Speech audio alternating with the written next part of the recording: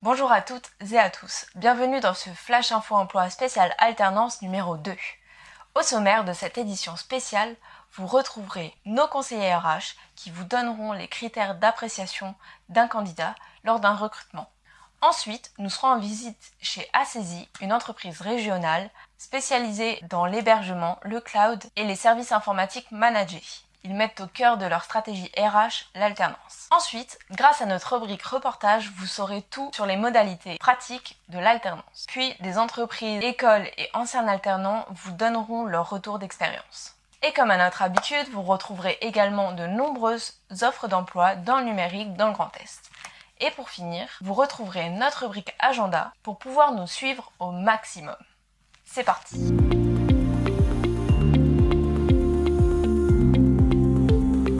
Alors, les critères que va utiliser un recruteur pour sélectionner le candidat idéal sont en différents points. Je dirais que le premier, c'est vraiment la cohérence entre son parcours, son profil et le poste, donc la recherche. Est-ce qu'il correspond et quels sont les leviers sur lesquels il doit potentiellement s'améliorer demain pour matcher au mieux aux besoins. Dans un second temps, c'est plutôt l'aspect soft skills, donc sa personnalité, son savoir-être et le matching avec l'entreprise. Dans un troisième temps, ça va être l'aspect plutôt motivation et match avec la culture de l'organisation qu'il serait amené à rejoindre demain, qui semble aussi essentiel. Et dans un dernier temps, c'est véritablement, tout simplement, le feeling qu'il se passe entre le recruteur finalement et le candidat qui postule. Il faut que ce soit un mariage pour les deux. Il y a plusieurs critères qui font la réussite d'un recrutement. Le premier qui pour moi est vraiment le plus important, c'est l'adéquation par rapport aux compétences entre le besoin de l'entreprise et les compétences du candidat. Le second critère est la motivation du candidat à rejoindre l'entreprise. Ça se ressent en tout cas en entretien de recrutement à travers son discours. Est-ce que le candidat s'est renseigné sur l'entreprise? Est-ce qu'il a regardé nos postes à pourvoir, notre site internet, nous donner quelques chiffres? Ce sont des éléments clés en tout cas qui vont nous permettre de valider également la candidature. Le troisième critère qui va être déterminant en entretien pour sélectionner un candidat, c'est tout simplement les souhaits de carrière que peut avoir effectivement la personne. Il est important que ce soit en adéquation avec la stratégie de l'entreprise et les besoins futurs que nous allons avoir. Je pense que si aujourd'hui nous voulons fidéliser nos futurs talents, il est important de pouvoir les accompagner tout le long de leur carrière. Et enfin, pour valider totalement un recrutement, il est important qu'il y ait un feeling entre le futur manager et le futur collaborateur. Sans ça, le recrutement ne sera pas réussi.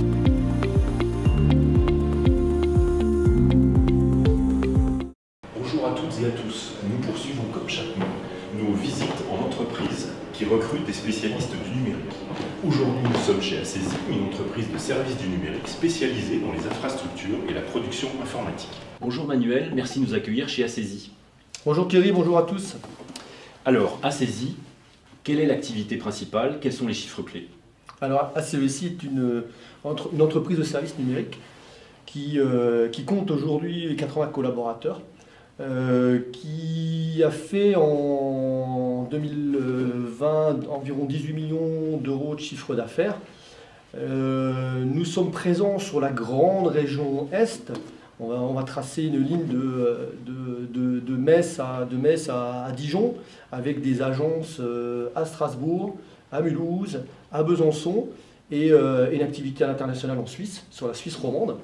Nous ciblons plutôt les ETI, les entreprises de taille assez conséquente sur la région. Alors on appelle ETI selon les termes, ou les grands comptes régionaux.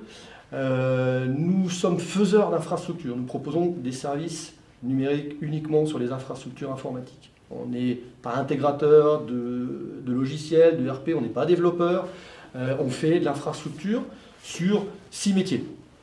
Le métier du conseil, alors qui peut cibler des DSI, donc des offres très techniques d'accompagnement, de design, ou également des offres pour les décideurs, plus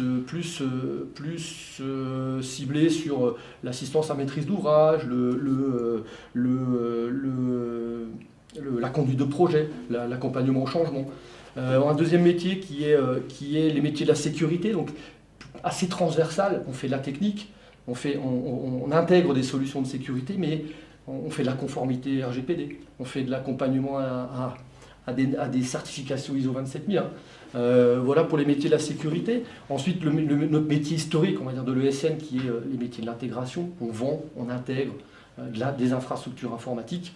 C'est un métier historique qui est encore très très représenté, même si aujourd'hui les plus gros vecteurs des croissances sont sur le métier des services managés, qui depuis 3 ans en fait tire la croissance du groupe et qui est notamment un des métiers où on recrute le plus. Aujourd'hui, c'est un métier qui regroupe 30 collaborateurs sur les 80, donc c'est significatif.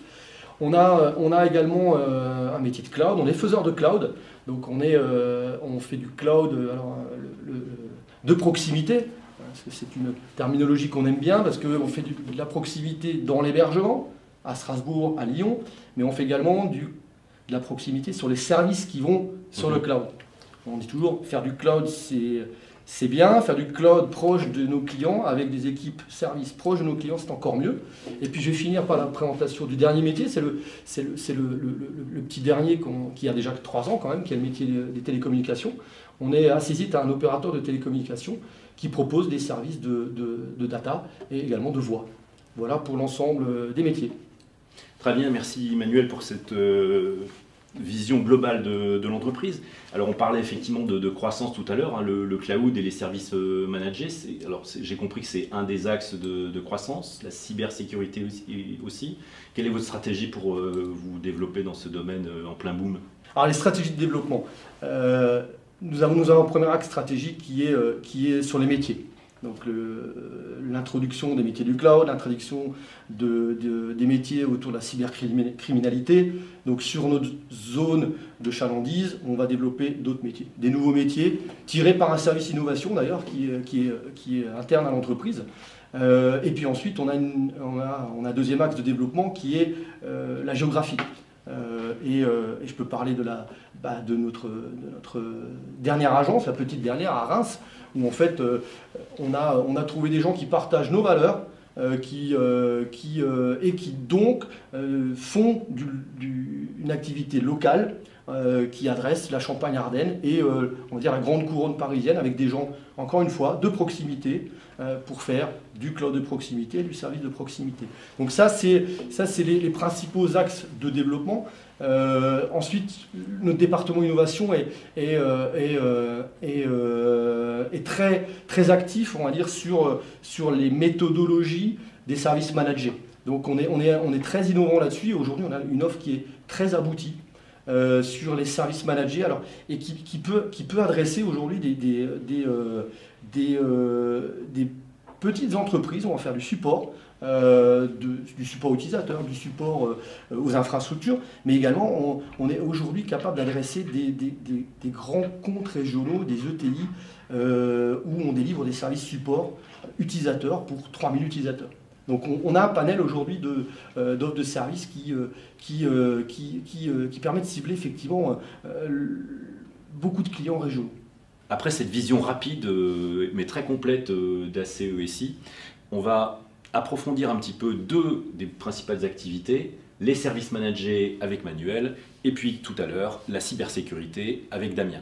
Alors Manuel, service managé, c'est un nom un peu barbare que les professionnels de l'informatique comprennent, mais si on doit s'adresser aux néophytes, qu'est-ce que ça veut dire les services managés? C'est quoi les principales activités et les profils métiers qui exercent ces activités-là? Effectivement, Thierry, c'est un mot un peu barbare, un mot de technicien informatique ou de professionnel informatique. Service manager, c'est vrai que dans nos métiers, on a pas mal de vocabulaire propre à notre métier, incompréhensible pour tout le monde. En fait, le plus simple, c'est de vous expliquer en fait 2 services managés que Acezit propose. Ce sont le label Vita. Donc Vita, c'est notre marque de services managés au sein du groupe ACESI. Et puis donc je vais vous parler de VitaDesk, qui est l'offre de centre de service aux utilisateurs. Un centre de service, ce n'est pas qu'un, entre guillemets, bureau des pleurs. On n'appelle pas que pour déclarer des incidents. Dans la notion de centre de service, on introduit en fait tout ce qui est demande. L'utilisateur, en fait, il peut s'adresser à son centre de service parce qu'il a un incident, donc c'est un dysfonctionnement, c'est quelque chose qui ne fonctionne pas, ou parce qu'il y a un service qui lui manque. Et cette notion, donc, du coup, de centre de service prend tout son sens. Donc, c'est une activité qui est vraiment en très forte croissance les dernières années, où effectivement on a besoin de recrutement assez fort, et on a des difficultés en fait à suivre la demande. D'ailleurs, on est souvent freiné en fait par le problème de recrutement. On y reviendra tout à l'heure. Donc donc j'ai introduit la partie centre de service qui s'adresse vraiment aux utilisateurs, et ensuite on a notre offre Vitamine qui là en fait est une offre de maintien en conditions opérationnelles des infrastructures, qu'elles soient chez le client, qu'elles soient dédiée à un client parce qu'elle est hébergée dans nos centres d'hébergement, ou qu'elle soit sur le cloud. L'offre de service est la même. On prend des engagements de disponibilité des infrastructures. Le client nous confie en fait son infrastructure informatique, tout ou partie d'ailleurs. Ça peut être la globalité de l'informatique, mais ça peut être quelque chose de très vertical, le système de sauvegarde, voilà, ou le système de sécurité. Et puis voilà, sous l'offre Vitamine, prenez en fait la responsabilité du fonctionnement. Moi, je souhaite que ça fonctionne et je vous délègue cette partie-là. Donc, pour délivrer ces services managés, donc on part de l'utilisateur jusqu'à la gestion de l'infrastructure, on a différents profils. On a d'abord le technicien support. Alors, encore dans notre jargon, niveau 0. Vous savez, là, on commence à introduire des notions informatiques. Niveau 0, niveau 1. Donc, c'est des techniciens support qui sont plutôt sédentaires, qui sont dans nos centres de support qui est dans nos locaux à Ensheim, et qui ont pour objectif de répondre le plus rapidement possible à la demande ou à l'incident de l'utilisateur. Voilà. Donc des profils plutôt généralistes sur le poste de travail. Et puis on va sur la partie Vitamine, donc gestion, maintien en conditions opérationnelles des infrastructures, avoir besoin de profils administrateur système ou ingénieur. Pour la partie préventive, curative. Également, on a des profils dans ces équipes-là qui pilotent les évolutions, qui pilotent le changement chez le client.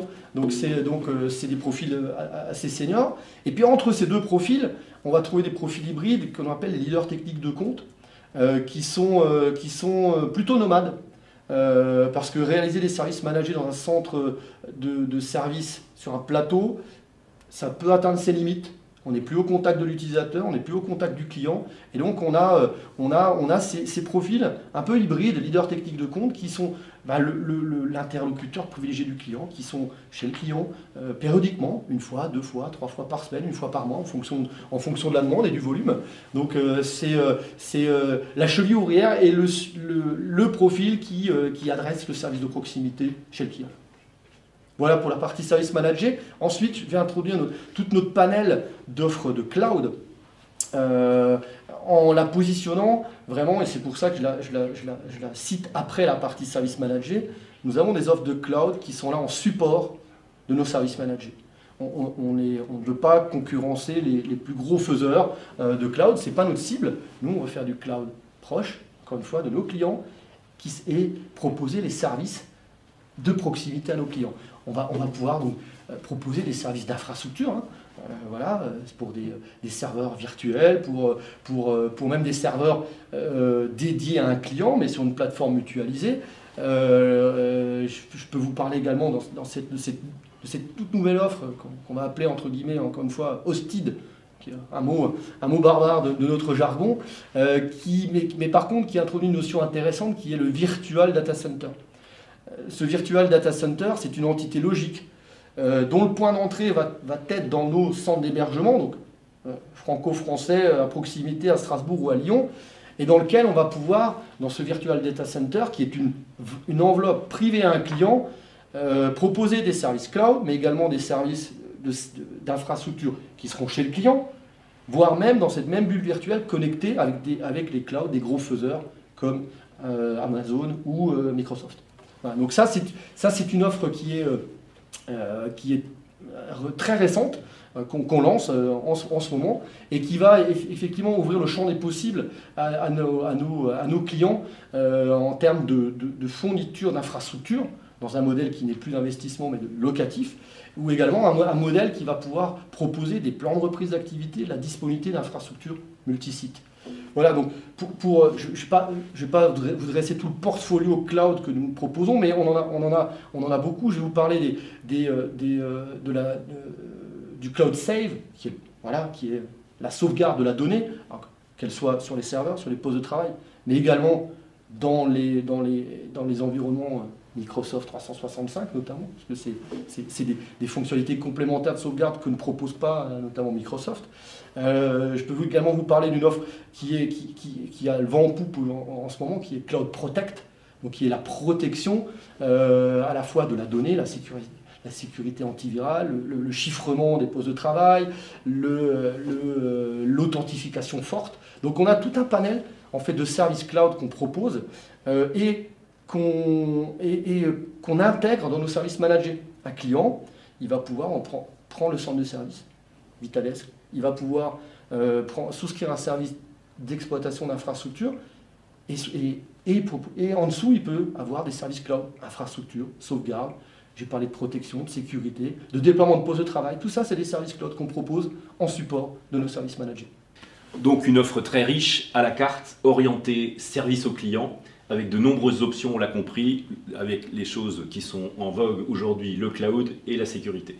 Eh bien, on va pouvoir parler rapidement de cybersécurité avec Damien. La cybersécurité chez Assesi, elle est extrêmement transverse, elle touche l'ensemble des collaborateurs de la société. Elle s'active autour de 3 domaines particuliers, la sécurité technique, la sécurité organisationnelle et la sécurité qu'on appelle ingénierie sociale. Donc la sécurité technique, on va retrouver les métiers chez nous qui touchent alors au pentest, qui touchent à ce qu'on appelle les hackers éthiques. On va toucher à la technique liée à la sécurité des réseaux, à la sécurité des infrastructures, du stockage et des postes de travail. C'est principalement ce qu'on a dans la partie sécurité technique. Le domaine de la sécurité organisationnelle, on a là-dedans tout ce qui va toucher les normes et les références. Analyse de risque, risk management, les normes ISO 27001, 27002, 27005. On va toucher à la protection des données, et notamment la partie RGPD qui est dans ce domaine-là. Et la troisième thématique, elle touche plus à l'être humain, et on a des spécialistes qui sont liés à la sensibilisation à la sécurité de tous les utilisateurs, à des campagnes de testing autour de ce qu'on appelle les campagnes de phishing, de hameçonnage, et bien d'autres domaines aussi qui peuvent aller jusqu'à des arnaques au président ou ce genre de choses. Le but étant de tester la crédulité ou le sens critique des personnes. Et c'est la mise en place aussi de tout ce qui est des formations de sensibilisation à la sécurité, à destination soit des utilisateurs, soit de direction générale, de direction RH, pour les sensibiliser à la sécurité de manière générale au sein de la société. Voilà, on a tous ces métiers qui sont présents chez nous, soit au sein du département conseil directement pour certains, soit certains sont dans le département intégration, mais sont utilisés par le département conseil en fonction des besoins sur la sécurité technique, sur la sécurité organisationnelle ou encore une fois sur la sensibilisation. Alors Manuel, avec une offre aussi riche, beaucoup d'évolutions technologiques, beaucoup de métiers différents, comment faites-vous pour recruter? Quel type de profil recrutez-vous? Et comment vous formez vos salariés? Alors, on a une vieille habitude, entre guillemets, dans l'entreprise, c'est l'alternance. Ça, c'est pas qu'on ne jure que par l'alternance, mais on y croit beaucoup. Finalement, il y a assez peu d'écoles qui préparent à nos métiers. Et donc, la bonne formule pour nous est de prendre des jeunes dès l'obtention du bac, donc sur des cursus bac plus 2 ou même bac plus 3, 5. Donc on a des alternants qui font même 5 ans, tout le cursus, qui commencent en fait par les métiers du support. Et puis qui vont évoluer sur les métiers d'ingénieur cloud ou sur les métiers de l'intégration ou voire même sur des métiers de spécialistes sécurité. Donc ça c'est vraiment un des vecteurs forts de recrutement d'entreprise qui nous permet également à la fois entre guillemets, de formater nos collaborateurs à nos métiers, mais également de fidéliser. Quand un collaborateur commence sa formation et son parcours professionnel chez Assesi, il y reste en général. Voilà, donc c'est un très bon vecteur. Ensuite, on a de la formation continue en entreprise pour pouvoir effectivement faire évoluer nos collaborateurs dans les différents métiers. Et encore une fois, il n'y a pas forcément de règles. On peut passer du support, dans les métiers du support centre de service, au leader technique de compte, à l'ingénieur, mais également il y a des collaborateurs qui sont dans les services managés, qui vont pouvoir aller dans les métiers de l'intégration et vice-versa. Donc des formations continues et beaucoup quand même de transfert de compétences internes sur les experts qui vont descendre en fait leurs connaissances dans l'intégralité des métiers. Et la bonne recette, on dit toujours, c'est quand au centre de service on a la bonne connaissance, on répond très très vite à la demande de l'utilisateur. Et dans les métiers du support, c'est l'actualité, on va dire, de 2021, puisqu'on a créé en fait une société qui a un statut d'entreprise adaptée, en association avec les ADAPI Papillon Blanc. Nous avons créé une filiale qui aura pour vocation la formation et l'embauche et l'employabilité de travailleurs en situation de handicap. Donc il y a 8 personnes qui ont démarré un cursus de formation à la mi-mai. Cette formation va durer 5 mois.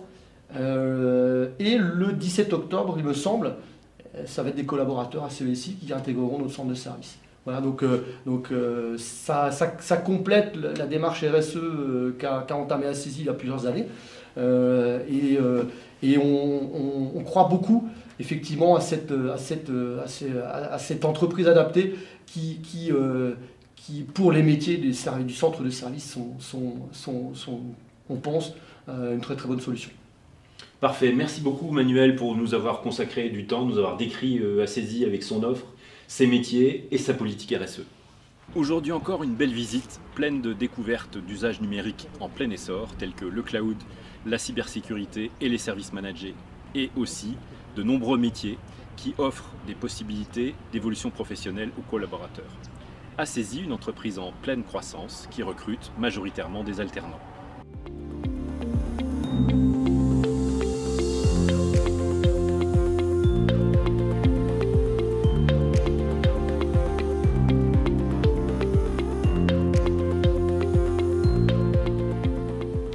Donc l'alternance, c'est la combinaison de formation et d'expérience professionnelle.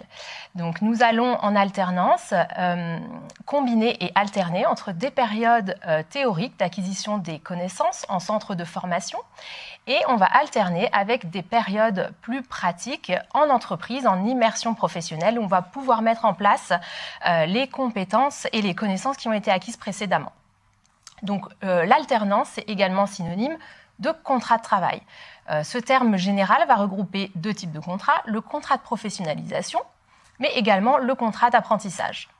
Et l'alternance, c'est également une articulation entre 4 acteurs principaux, l'organisme de formation, l'entreprise, l'apprenant et le tuteur ou le maître d'apprentissage.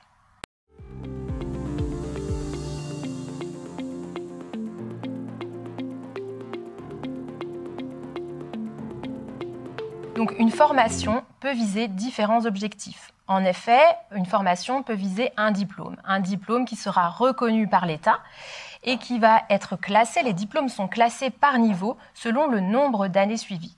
Ensuite, il y a la possibilité d'obtenir une qualification qui, elle, a une visée beaucoup plus professionnelle et il y aura à la fin l'obtention d'une attestation de fin de formation.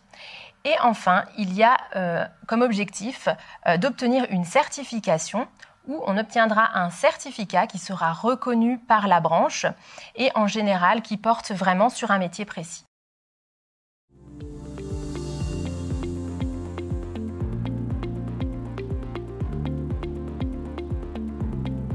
En ce qui concerne le contrat d'apprentissage concerne les personnes de 16 à 29 ans révolus. Le contrat d'apprentissage a un objectif précis qui est l'obtention d'un diplôme ou d'un titre reconnu au RNCP, c'est-à-dire au Répertoire national des certifications professionnelles. Le contrat d'apprentissage a une durée de 6 à 36 mois. Le temps de formation doit être supérieur à 25% de la durée totale du contrat de travail. Enfin, l'avantage de l'apprentissage, c'est qu'un apprenti a 3 mois pour trouver un contrat de travail à partir du démarrage de sa formation. Les frais pédagogiques de cette période seront alors pris en charge par l'opérateur de compétences de l'entreprise.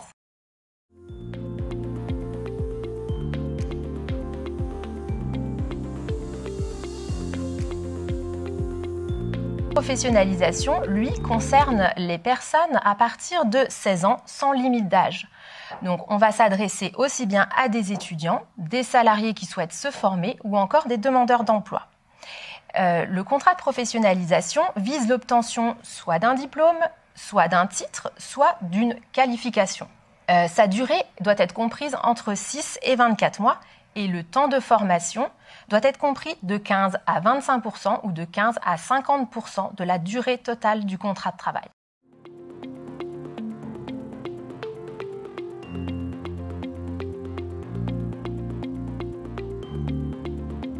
Mon point de vue, dans un premier temps, en tant qu'ancienne alternante, pour moi, l'alternance est un vrai sujet, un vrai tremplin.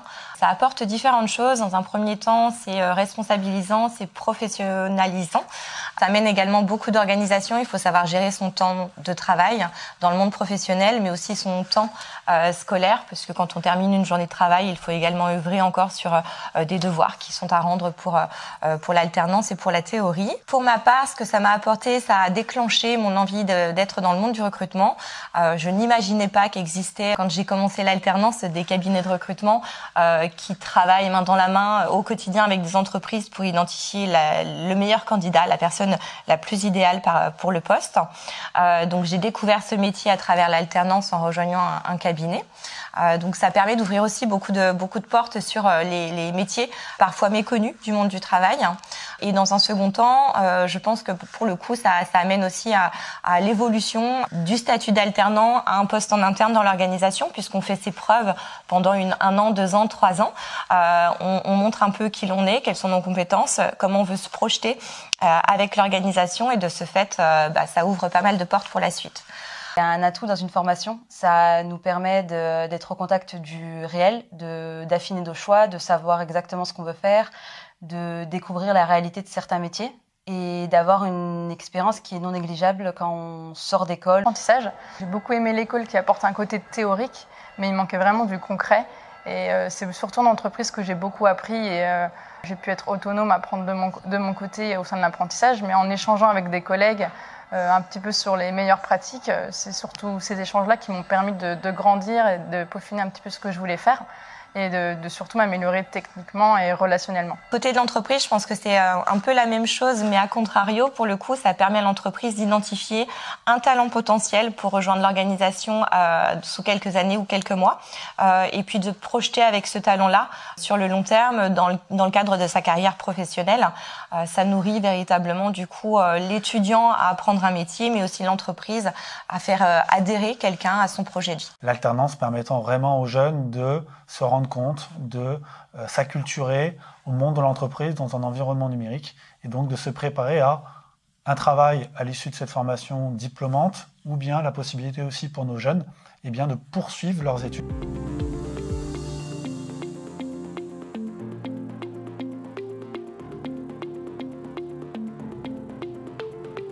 Atlas, nous sommes donc l'opérateur des compétences et nous accompagnons les entreprises, notamment du secteur du numérique, mais également de l'assurance, de la banque, du conseil, de l'expertise comptable et de l'ingénierie. Nous sommes là pour accompagner les entreprises dans leurs projets de recrutement en alternance et nous les aidons à effectuer les meilleurs choix en fonction de leurs besoins. Nous sommes donc l'interlocuteur unique en ce qui concerne l'alternance. Nous accompagnons également les entreprises au niveau technique. Nous sommes un appui technique, notamment pour le montage des dossiers et pour toutes les démarches administratives. Nous pouvons également conseiller par rapport à la rémunération à appliquer. Ensuite, nous avons un rôle de financement puisque nous assurons le financement de ces différents dispositifs en alternance. Donc, il s'agira d'un coût contrat annuel pour le contrat d'apprentissage et d'un coût horaire pour le contrat de professionnalisation. Enfin, nous avons un rôle de promotion de ces dispositifs auprès de différents publics, notamment des futurs apprenants.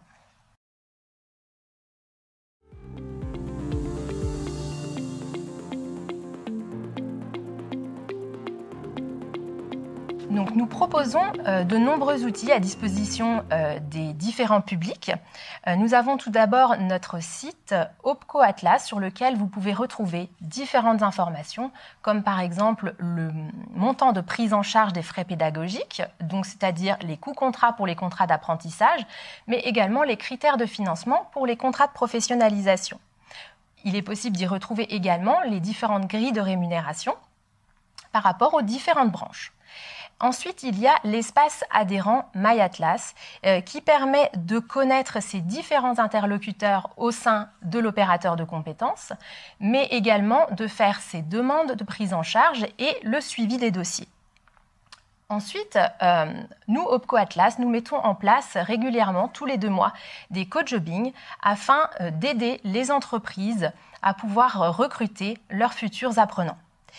On peut y retrouver également sur nos différents sites internet une rubrique agenda où nous vous proposons différents événements, également webinaires et conférences sur différentes thématiques, dont l'alternance. Ensuite, nous avons également des sites marques jeunes d'Atlas, avec notamment le site Concepteur d'avenir, où nous assurons la promotion des métiers du numérique, de l'ingénierie et du conseil.